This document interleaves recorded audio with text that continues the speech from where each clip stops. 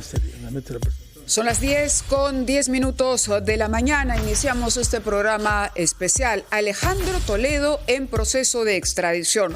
El día de ayer, el exmandatario, quien ha sido acusado por la Fiscalía de haber recibido un soborno de $35 millones por los tramos 2 y 3 de la carretera interoceánica, en el marco de las investigaciones del escándalo Lavallato, señaló que acataría la disposición del juez Hickson de presentarse el día de hoy ante las autoridades norteamericanas. Estamos acudiendo a un momento clave en la lucha anticorrupción en nuestro país. Fernando Carballo, quienes habla Mávila Huertas, estamos muy atentos a lo que ocurra, trabajando en coordinación directa con Gerardo Reina, quien está en la puerta del edificio al que debe llegar Alejandro Toledo en cualquier momento. Fernando. Confirmó ayer Toledo en una entrevista que concedió a la agencia española de noticias EFE que se entregaría hoy antes del plazo fijado, que son las 9 de la mañana, hora de California, plazo que se vence dentro de 49 minutos. Los acompañaremos entonces para ver si se concreta eso o no. Y a partir de ese momento quedará bajo custodia en un régimen carcelario en los Estados Unidos en espera de ser entregado a las autoridades peruanas que viajarán para eso, sobre todo los funcionarios de cooperación internacional de la Fiscalía de la Nación. En este momento llegarán al Perú y será una decisión del INPE, donde se le ubica bajo régimen de prisión, probablemente Barbadillo, como se ha dicho, pero lo que ha pedido Toledo desde ya es que se le permita cumplir prisión por razones de edad y de salud en su domicilio. Varios temas que buscaremos aclarar con nuestros invitados, sobre todo con el doctor Cristian Salas, que tiene mucha experiencia, puesto que él mismo fue procurador. Ex procurador anticorrupción, muchísimas gracias por acompañarnos. Ya está con nosotros aquí el doctor Salas. Y bueno, la pregunta clave en este momento es si esta pretensión de Alejandro Toledo de no llegar a Barbadillo y compartir junto a Pedro Castillo y Alberto Fujimori la reclusión podría darse. ¿De qué depende de que Alejandro Toledo, al llegar a Lima, cosa que ya parece un hecho, ocurrirá en los próximos días, pueda acogerse a un arresto domiciliario, por ejemplo? Mávila, don Fernando, muy buenos días. Gracias por la cordial invitación. Respecto a la pregunta, muy puntual, debemos tener algo seguro. Jurídicamente corresponde que apenas Alejandro Toledo llegue al Perú, va a ser remitido al establecimiento penal de Barbadillo, donde ya tenemos otros 2 expresidentes recluidos. ¿Por qué? Porque hay un mandato de prisión preventiva que hoy está vigente. Hoy hay en su contra. Así es. Es una prisión preventiva por 18 meses. Me parece que empezaría a contarse, a contabilizarse, no bien él sea internado en el penal. Efectivamente. Es la orden que en su momento dictó el doctor Concepción Carguancho. Estamos hablando, si no me equivoco, del 2017, esta orden. Entonces, está vigente, se tiene que cumplir. Si Alejandro Toledo pretende que esa prisión no se haga efectiva en cárcel, su defensa lo que tendrá que hacer es solicitar la variación de la prisión preventiva por otra medida menos gravosa, que tendría que ser la detención domiciliaria. Pero para ello tendrá que presentar un escrito ante el juzgado corre traslado a la Fiscalía, convoca una audiencia y en esa audiencia la defensa va a tener que sustentar por qué se tiene que variar la prisión preventiva por el arresto domiciliario, argumentando 2 factores claves. 1, enfermedad grave que imposibilita que en un centro penitenciario reciba la atención adecuada, y 2, que no existe peligro de fuga ni obstaculización. Y es ahí donde Alejandro Toledo, en caso el primer supuesto sea debidamente acreditado médicamente, científicamente, va a tener un problema, porque la actitud que ha venido exponiendo Alejandro Toledo durante todos estos años y ahora último con esta renuencia a la ejecución de la extradición, pues no evidencia su actitud de querer ponerse a disposición de la autoridad peruana, más aún si hay argumentos de ataque y de falta de credibilidad a la propia Administración de Justicia. Eso finalmente lo va a complicar.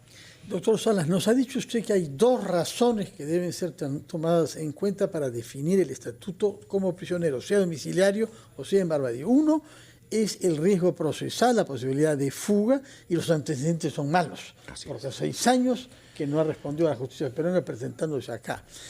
Respecto del estado de salud, él ha hablado primero de un cáncer, anoche habló de un remanente de un cáncer, llama la atención que esta enfermedad no haya sido mencionada en la ficha que él presentó a la justicia norteamericana en marzo de este año, es decir, hace un mes y medio.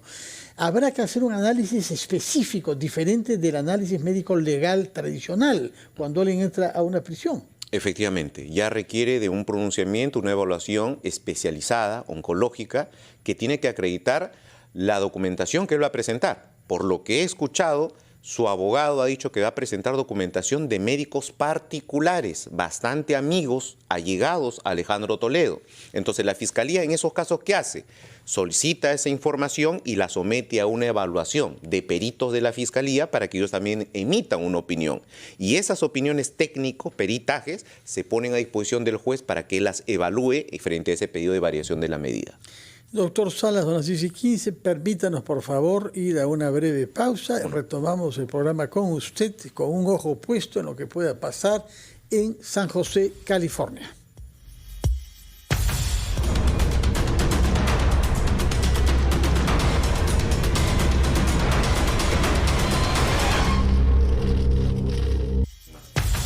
Alejandro Toledo en proceso de extradición. Son ya las 10:20 de la mañana y continuamos en este programa especial cuando faltan, Fernando, 40 minutos para que venza el plazo que tiene el expresidente Alejandro Toledo de entregarse a la justicia.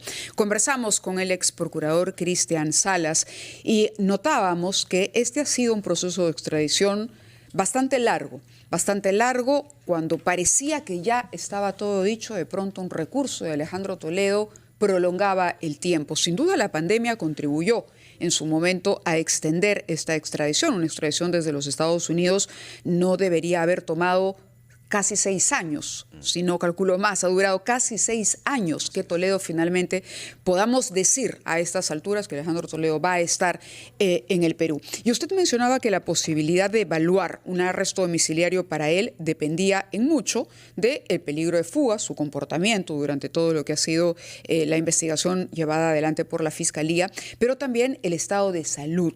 Y Fernando le preguntaba por el cáncer del que hemos conocido recientemente, ¿no? Y de los exámenes que habrá que hacerse aquí para corroborar el diagnóstico de sus médicos particulares, médicos de parte que han hablado de ello. Ahora, ¿es posible o imposible que vaya arresto domiciliario? Supongamos que en efecto se corrobora que la situación médica de Toledo es delicada. La edad o qué sé yo, ¿podría influir en la decisión del Poder Judicial? ¿Existe alguna salida o inexorablemente tendremos 3 expresidentes en la DIROES? A fin de cubrir todo el ámbito Sí. de la pregunta, respecto a la extradición, recordemos que la extradición es aprobada ya por la justicia estadounidense en el 2021.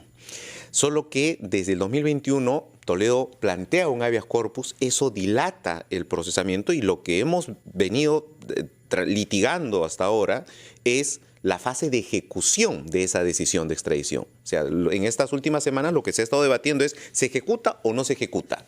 Y bueno, hay toda una maniobra dilatoria. Respecto al segundo ámbito, ¿es posible que se pueda variar esta prisión preventiva y cambiarla por el arresto domiciliario u otra de menor intensidad? Siempre las medidas coercitivas en el proceso penal son provisionales. Siempre es posible variarla y lo hemos visto en otros casos, cómo se han ido variando las medidas. En el caso particular de Alejandro Toledo yo lo veo bastante difícil. Ojo, sin todavía evaluar el contenido de los informes médicos que va a presentar la defensa seguramente, nos vamos por el tema del riesgo, dando incluso por sentado de que la enfermedad existe, de que se puede haber acreditado. Imaginemos eso.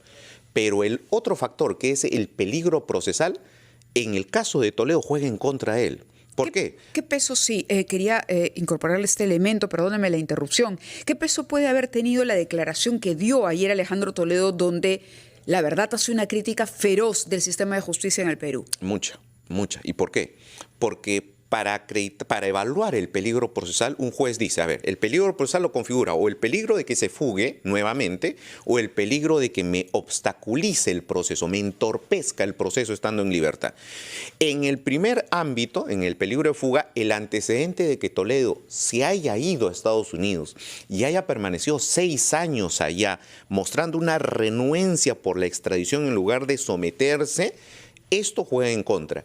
y los argumentos para sustentar la no extradición, para oponerse a la extradición, también van a jugar en contra de él, porque esos argumentos han sido, tenemos en el Perú una justicia extremadamente subdesarrollada, inhumana, carente de todo, comparándonos pues con países donde rigen pues otro tipo de situaciones. Peor que esos países, dijo, peor. China, Irán, Nigeria y Sudán. ¿Y eso qué genera? ¿Qué inferencia genera un juez? El juez dice, si este señor no cree en las decisiones que yo voy a tomar, pues tampoco va a acatar las decisiones que yo voy a tomar. Y entonces es posible que este señor se muestre renuente, alegue alguna persecución política y fugue y se vaya a una embajada, pida un asilo, etcétera. Peligro de fuga. Peligro de obstaculización, en el mismo sentido. La conducta del investigado durante el proceso se analiza. Este señor desde un momento en que fue investigado, ha brindado información certera o ha dado datos inexactos o mentiras en la investigación. Ese dato va a jugar en contra de él. Este señor, estando en libertad, me puede generar alguna complicación para el proceso, me puede amenazar a otros procesados, a testigos, a peritos, me puede adulterar información. Eso va a jugar en contra de él. Entonces, yo más veo la dificultad en la variación de una medida a detención domiciliaria en el peligro procesal. De acuerdo. Hay una situación paradójica con la situación judicial de Toledo, porque él es objeto de dos investigaciones diferentes. Una es la interoceánica, que es la razón por la que se le está extraditando. Pero ese proceso judicial está menos avanzado que el de Coteva, y por ese no se ha pedido su extradición. Tendrá que pedirse ya con Toledo en Lima, como sucedió también con Alberto Fujimori, que se añadieron algunos causales y hay que pedir a la justicia norteamericana en un procedimiento nuevo que autorice que por esa otra causa sea juzgado también. ¿Cuánto tiempo puede tomar esto? Claro, en esos casos de ampliaciones de pedidos de extradición, ya estando el procesado en territorio peruano, es más célere, igual toma su tiempo, porque hay toda una tramitología entre 1 a 3 años, entre 1 a 3 años. 1 a 3 años no es poco, ¿ah? No es poco. Ahora, el caso de Coteva compromete a Elian Karp. Ella también está comprometida en este caso, por lo tanto, una medida restrictiva de su libertad puede darse o puede pedirse y aceptarse. Pero lo que estamos viendo es que evidentemente si Toledo se entrega en lo que resta del tiempo hoy a la justicia norteamericana, la señora Karp no va a hacer lo mismo. Ayer conversábamos y la posibilidad de que ella más bien tome otros rumbos, ¿no? Salir de territorio norteamericano, por ejemplo, y aprovechar que ella tiene una nacionalidad que le permite ponerse a buen recaudo, por ejemplo, en Israel, es alta. Efectivamente, eso complicaría obviamente la persecución penal en su contra, impediría el desarrollo de un juzgamiento, porque no puede haber juicio sin acusado presente, salvo que eso se pueda subsanar o convalidar a través de diligencias virtuales, que es lo que el trabajo remoto en materia de administración de justicia ha permitido, cosa que antes no había. Antes, para que un juicio oral inicie, en la sala tendría que estar el imputado presente, si no, no podía iniciar. Pero la pandemia generó que las audiencias se desarrollen de manera virtual y muchos procesados, no estando incluso en el país, se conectan a la diligencia de juicio oral y el juicio oral se desarrolla. Esa podría ser una salida para ella y también para el desarrollo del proceso. Pero ayer estuvo en una audiencia, Elian Karp. Así es, como la que estamos viendo. ¿No? Pero eso no asegura que en caso se dicte al final del juicio una sentencia condenatoria, se haga efectiva. Es la única dificultad que se plantearía ahí. Entonces, en estos casos, lo que yo veo es que la señora Karp, de hecho, que no se va a entregar, no veo esa posibilidad, pero lo que va a hacer es un activismo desde el exterior atacando el sistema. Porque esa línea es clara. Van a atacar el sistema de administración de justicia, alegar persecución política, alegar que el sistema está manipulado por fuerzas contrarias a la política de Alejandro Toledo, y desde ahí van a buscar pues acudir posteriormente a la Corte Interamericana, a la Comisión Interamericana de Derechos Humanos, a la Corte Interamericana de Derechos Humanos. Por ahí va, entiendo, una estrategia que es posible aplicar. Lo que prevé usted entonces es que tendremos a dos cónyuges, ambas en el extranjero, haciendo campaña contra la justicia del Perú y a favor de sus maridos detenidos, es decir, la señora Lidia Paredes de Castillo y la señora Elian Karp de Toledo. Abogado Cristian Salas, muchas gracias por sus palabras y por estar acá con nosotros, por el tiempo que nos ha ofrecido, y ojalá que por lo menos el proceso de la extradición se lleve a cabo de una manera ordenada y de acuerdo a la ley. Tenemos 30 minutos de plazo, Mávila. Así es, 30 minutos y bueno, ustedes están viendo, para quienes pueden apreciar, está ahí la corte esperando la llegada de Toledo, el edificio, y Gerardo Reina está muy pendiente de lo que ocurra en los próximos minutos, de lo que debería ocurrir en los próximos minutos. Vamos a regresar con él, pero a las 10:29 escuchamos a los anunciantes de RPP.